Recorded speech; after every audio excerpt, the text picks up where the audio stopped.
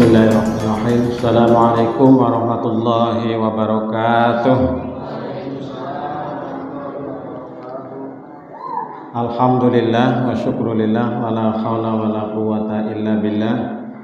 Asyhadu an la ilaha illallah wahdahu la syarika lah wa asyhadu anna Muhammadan abduhu wa rasuluh. Rabbi shrah li sadri wa yassir li amri wahlul 'uqdatam min lisani yafqahu qawli. Qala Allah Ta'ala fil Qur'anil Karim. A'udzu billahi minasyaitonir rajim. Rabbana hab lana min azwajina wa dzurriyyatina qurrata a'yun waj'alna lil muttaqina imama. Sadaqallahul azim. Amma ba'du. Ya Bapak Ibu Saudara sekalian, pada kesempatan ini saya ingin menyampaikan sedikit ya, ini karena panjang sekali, tapi saya hanya mengutip sedikit, yaitu mengenai pembinaan keluarga sakinah.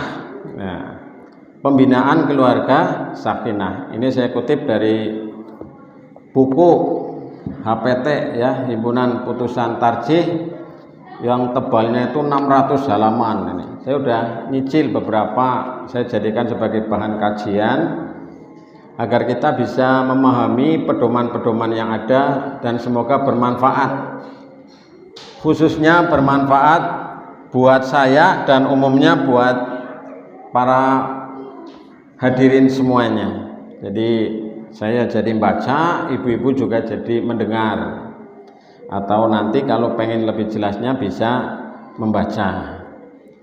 Bapak Ibu Saudara sekalian, bahwa salah satu prinsip keluarga ini adalah kita ingin mewujudkan keluarga yang bahagia, sejahtera, lahir batin, dunia akhirat. Yaitu kita ingin mewujudkan keluarga yang sakinah, keluarga yang damai, keluarga yang tenang, keluarga yang tentram, keluarga yang bahagia di bawah naungan cahaya Islam. Maka kita perlu berusaha, kita perlu ikhtiar agar kita ada upaya untuk mewujudkannya. Bahwa salah satu prinsip keluarga sakinah adalah adanya pemenuhan kebutuhan hidup sejahtera dunia akhirat. Dari upaya pemenuhan kebutuhan hidup yang dimaksud nampak jelas adanya potensi dasar manusia yang perlu dikembangkan dan dibina dalam keluarga sakinah.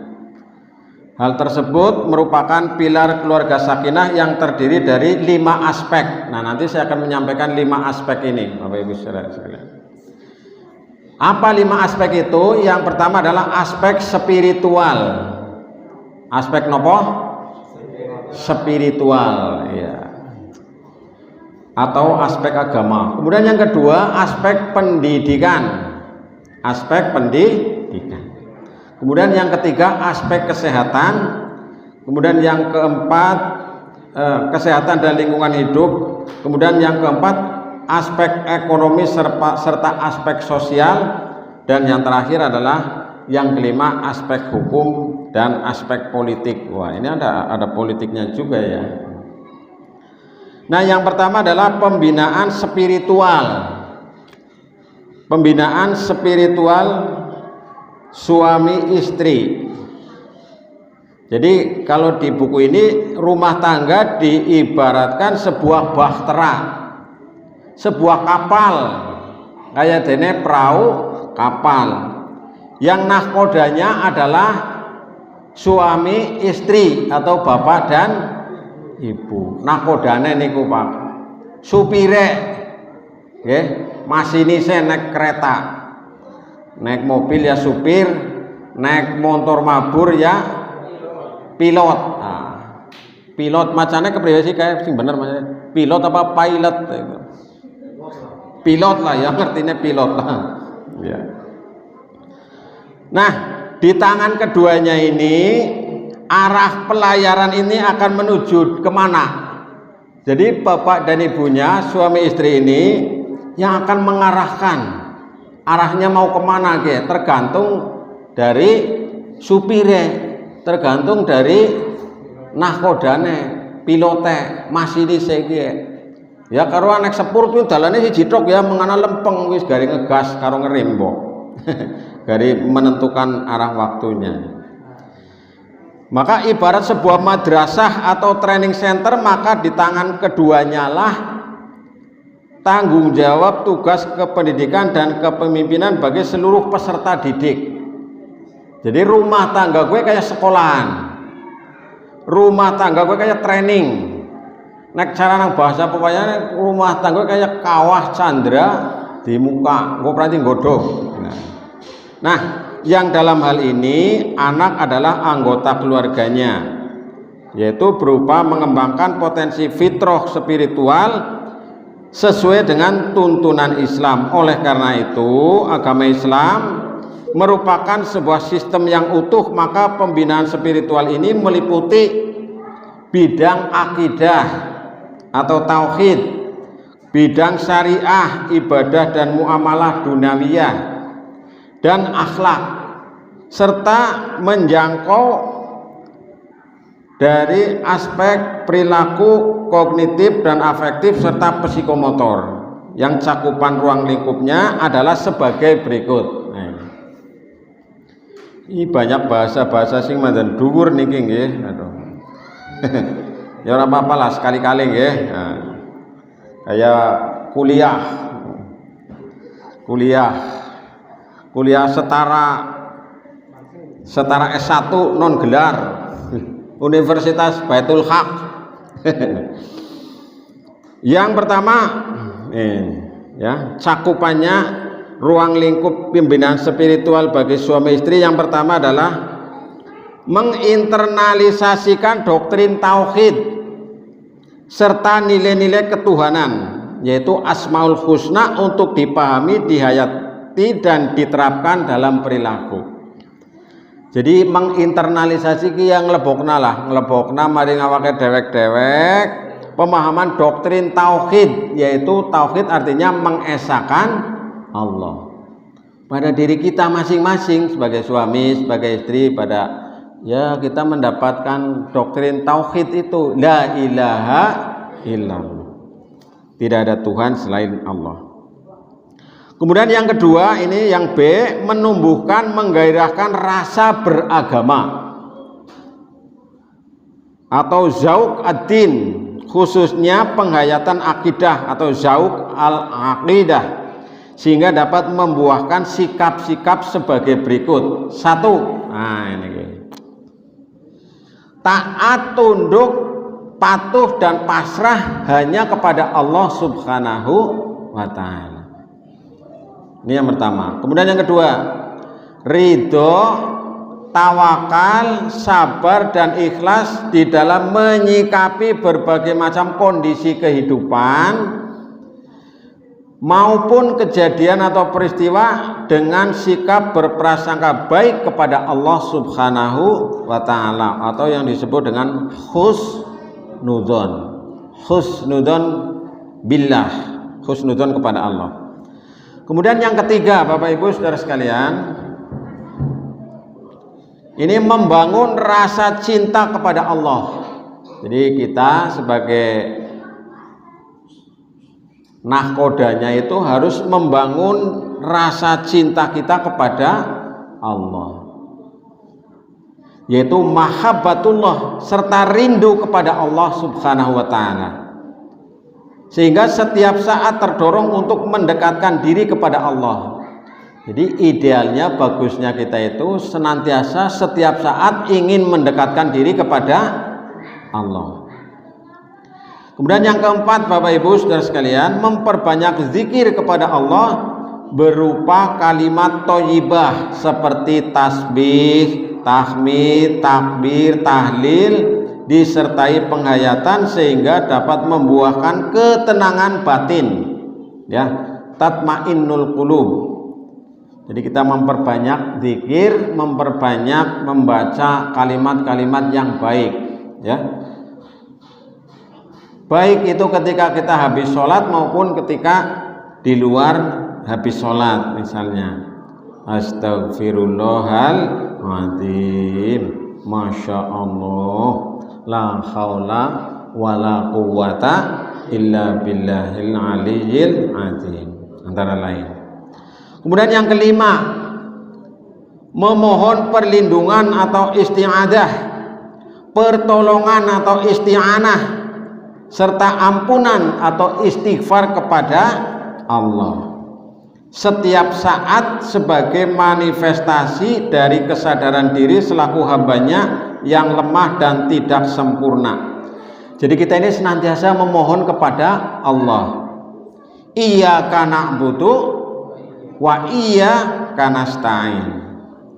Hanya kepada Engkau kami menyembah dan hanya kepada Engkau kami mohon pertolongan. Nah, ini poin yang kelima, kaitannya dengan pembinaan penghayatan akidah. Kita senantiasa memohon pertolongan kepada Allah. Jadi kalau kita ada masalah dalam keluarga, suami, istri, anak, ya pertama kali kita mengeluh kepada siapa? Kepada Allah Subhanahu wa ta'ala. Kemudian yang keenam, syukur atas nikmat Allah dalam berbagai keadaan. Jadi asyukru ala kulli halin, yang diwujudkan dalam bentuk memelihara nikmat serta memanfaatkannya untuk maksud dan tujuan yang baik dan diridhoi Allah Subhanahu wa ta'ala.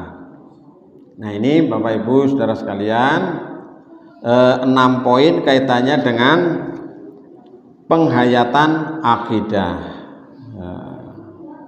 Nah, ini yang B. Kemudian yang C sekarang, melakukan tadarus dan tadabbur Al-Quran secara berkala dan rutin, di samping sebagai zikir yang sempurna juga menambah pengetahuan dan wawasan tentang Al-Quran sebagai pedoman hidup untuk menggapai rahmat dan barokah Allah di dunia dan syafaat di akhirat nanti. Jadi yang poin C ini diharapkan kita ini senantiasa memperbanyak tadarus dan tadabbur Al-Quran, apalagi nanti di bulan suci Ramadan. Monggo niku Qur'ane pada dibuka.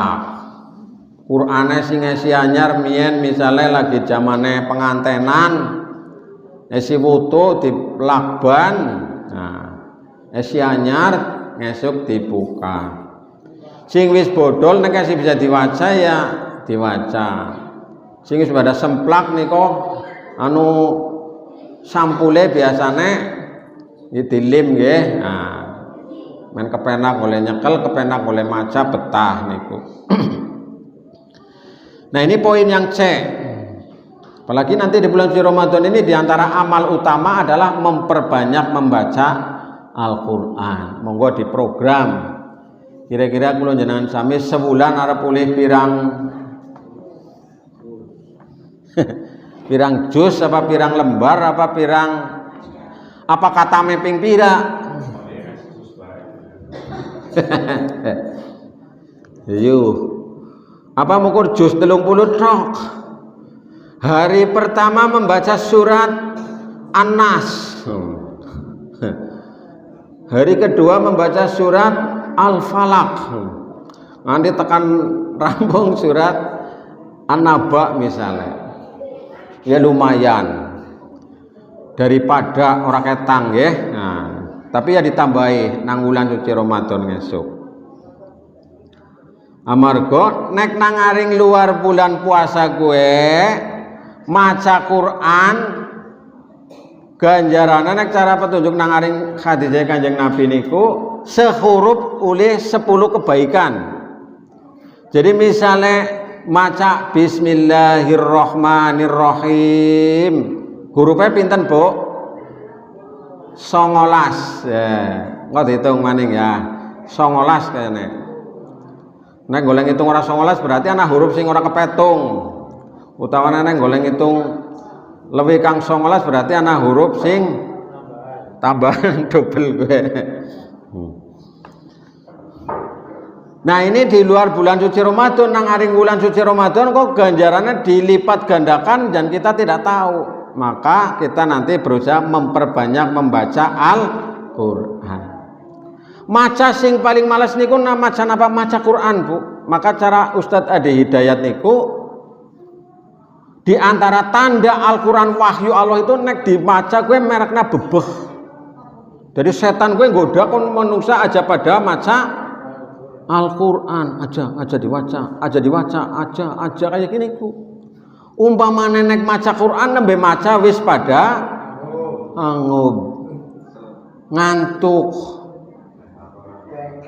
bengkek wis pokoknya akeh banget alasane. Itu secara ini cara Ustadz Adi Hidayat sing gampang nengeri maca liyane ora bebeh Bu. Ngono maca Quran bisa berjam-jam. Diwolak-walik kadang-kadang wis diwaca kok diwaca maning wolak-walik HP maca WA Facebook wah wis ora rampung-rampung.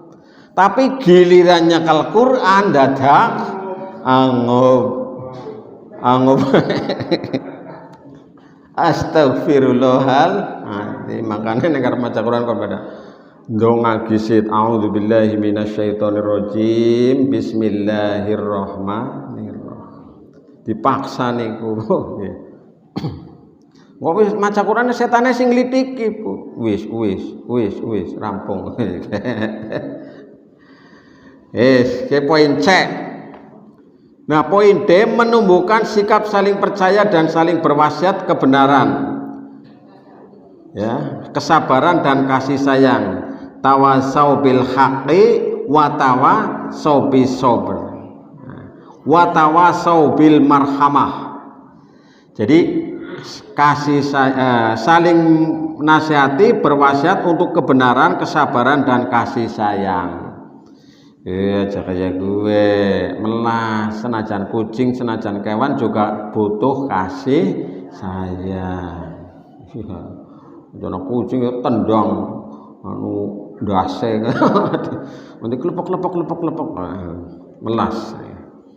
Untuk menjaga mahlike rumah tangga sebagai amanah dari Allah Subhanahu wa taala. Jadi menumbuhkan kasih sayang, welas asih. Sing pada sayang pada eman maring anake ada aja pada keras maring anake. Tegas boleh ya, tegas, tapi kita tidak boleh keras dalam pengertian kita misalnya sering menyakiti dan sebagainya. Bapak Ibu Saudara sekalian, kemudian yang menanamkan akhlak mulia dalam pergaulan. Jadi menanamkan akhlak mulia dalam pergaulan, muasaroh bil ma'ruf. Jadi ini mulia sekali rumah tangga, tujuannya adalah antara lain supaya kita ini bergaul dengan baik antara suami dan istri, istri dengan suami. Dalam bentuk sapaan seperti perkataan yang mulia, qaulan karima, perkataan yang tepat, qaulan baligha, perkataan yang lemah lembut, qaulan layyina, perkataan yang baik, qaulan ma'rufa, perkataan yang mudah, qaulan maisuro, perkataan yang benar, qaulan shadiqa, perkataan yang bermutu dan syarat makna, qaulan saqila, dan perbuatan atau amalia. Jadi kita berusaha itu mengungkapkan kata-kata yang baik, sing mesra-mesra geneng. Cara kayak mian lagi zamane, iya, senajan wis sepuh ngundange, halo sayang, kayak gini nanti. Sayangku, cintaku, cantikku.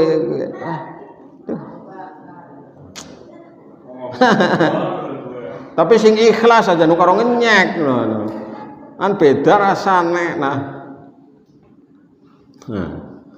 jadi ini menanamkan akhlak mulia dalam pergaulan itu.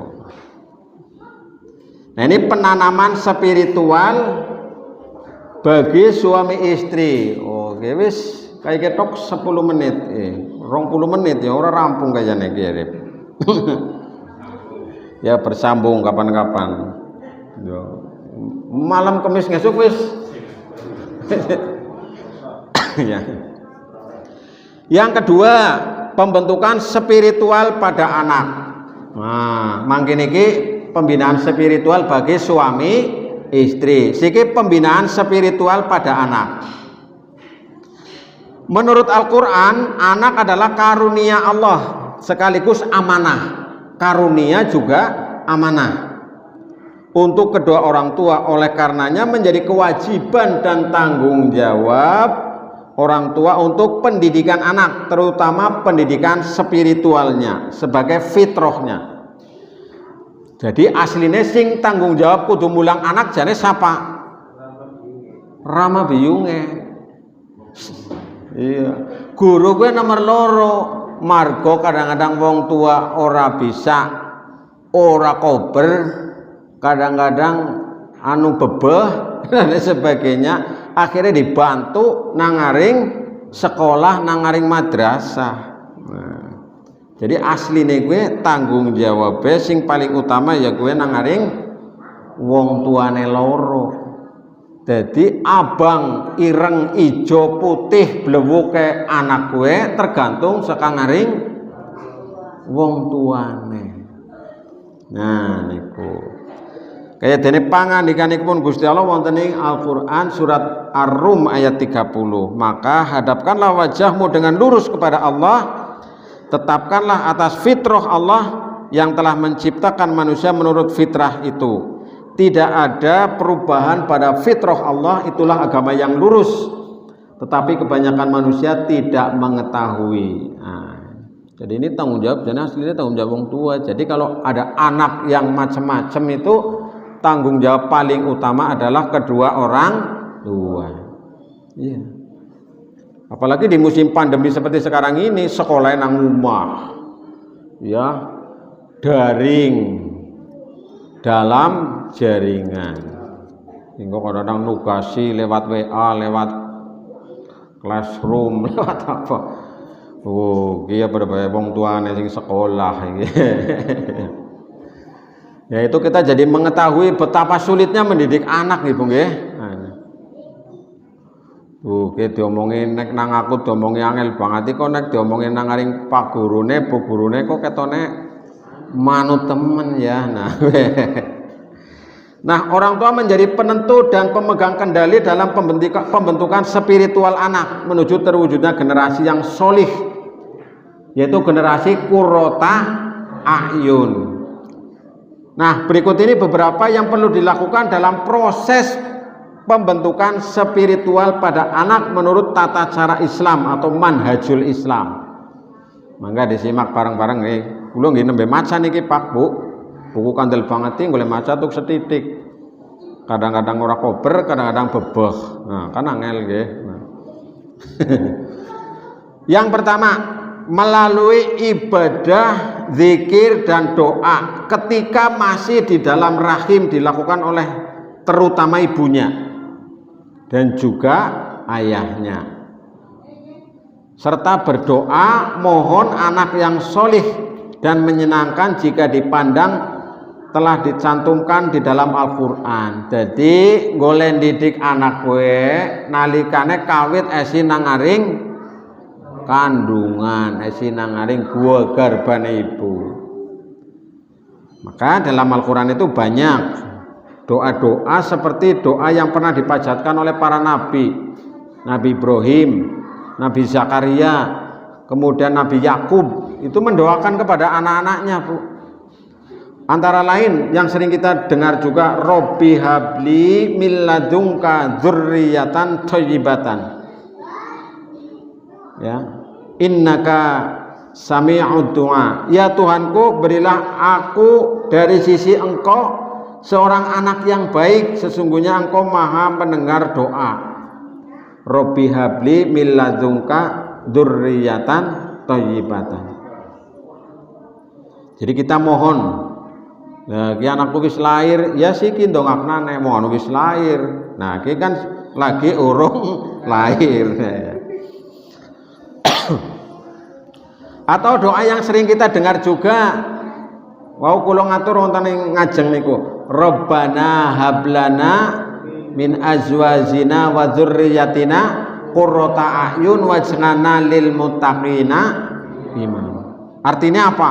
Ya Tuhan kami, anugerahkanlah kepada kami dari istri-istri kami dan keturunan kami sebagai penyenang hati kami, dan jadikanlah kami imam bagi orang-orang yang bertakwa.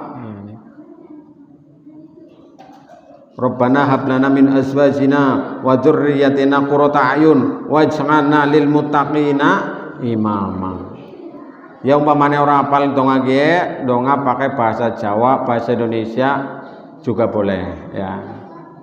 Ini ngajari ini kepada anak saya, kepada Sultan itu diantaranya, kalau donga itu diantaranya ini, tambahi konekis pirang bulan, pirang minggu, tambahi siji ya, dibisiki gitu ya. Nanti secara refleks gitu ya. Jadi ini doa harus dibiasakan kepada diri kita dan juga kepada anak-anak kita. Dan juga doa-doa yang lain ini masih banyak dalam surat An-Naml ayat 19. Kemudian juga nasihat nasihat dari Luqman Al-Hakim. Juga perintah Allah dalam surat Al-Ahqaf ayat 15. Ini ya, mengenai doa untuk anak-anak kita. Ini yang A. Kemudian yang B, Bapak Ibu Saudara sekalian. Ini waktunya cepat sekali ya.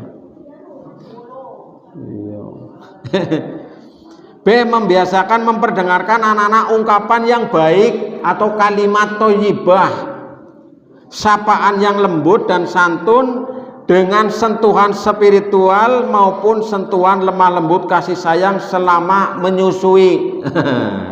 Sing lagi menyusui, sing lagi masih balita ya. Nah ini harus dibiasakan kalimat-kalimat yang baik. Astaghfirullahaladzim, la ilaha illallah, astagfirullah, la haula wala quwata illa billah, dan seterusnya. Main nggih Bu nggih. Jadi golek ngomong karo dikir maring Gusti Allah. Jadi orang mukur ngomong karo bahasa Jawa tok. Nakdun nakedeblung apa kae.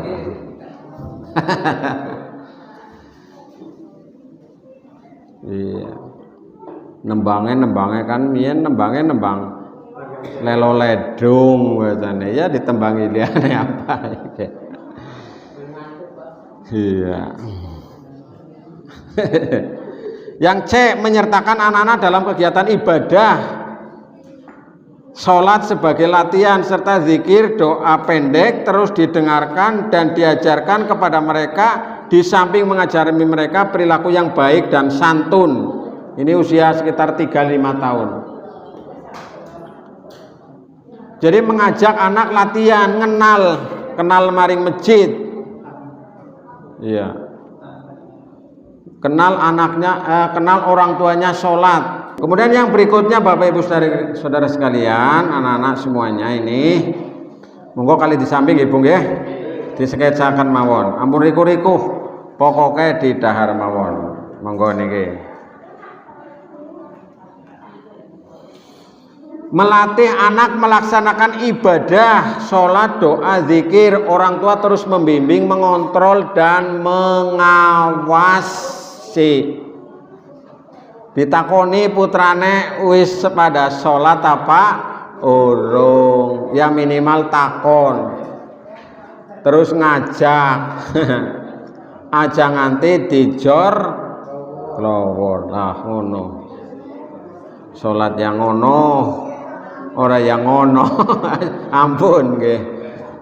Ya mulai cilik wis dilatih.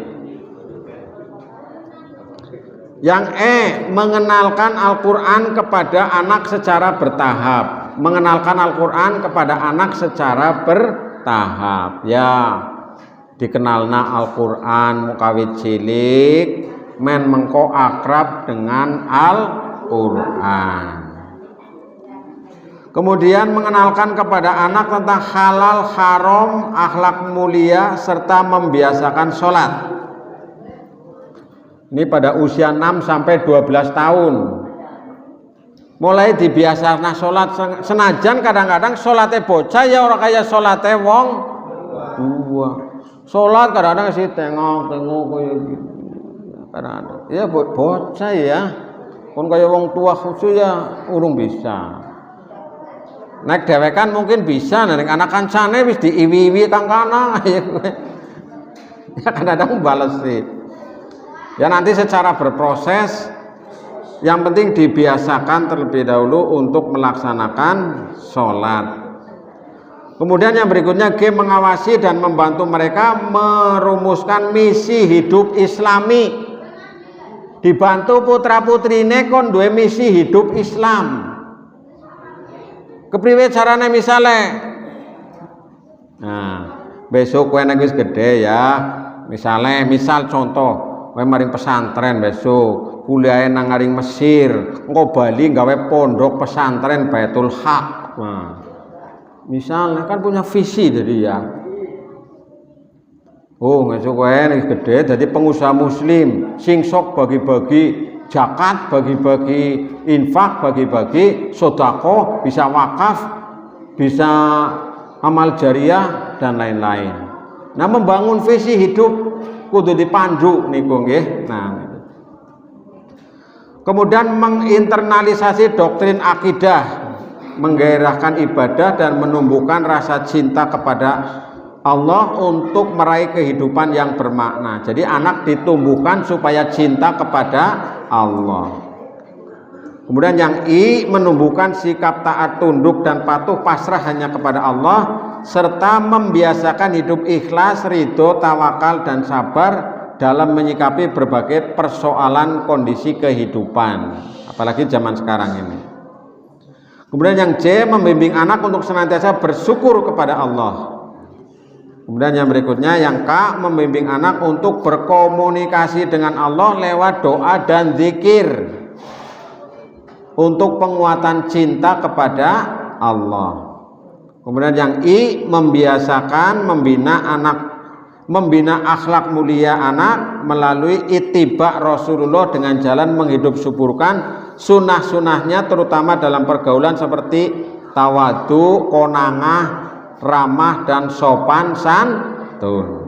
Dan yang terakhir ini yang M, memperdengarkan kepada anak senandung syair-syair Islam dan kisah-kisah Nabi serta Rasul serta orang-orang soleh untuk memberi inspirasi dan uswatun hasanah kepada anak. Nah, ini hendaknya ditanamkan. Ya, mungkin tidak kepada anak, kepada cucu nggih, yang kebetulan sudah punya cucu, yang bareng dengan cucu. Ini diantara poin-poinnya. Ini masih panjang ternyata Mas Arif, jadi tidak selesai.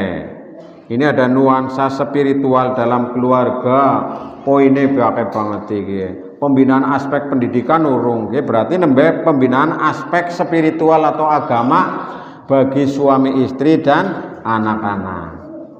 Saya kira demikian Bapak Ibu Saudara sekalian, ini sebagai tambahan pengetahuan kuliah kita di malam hari ini.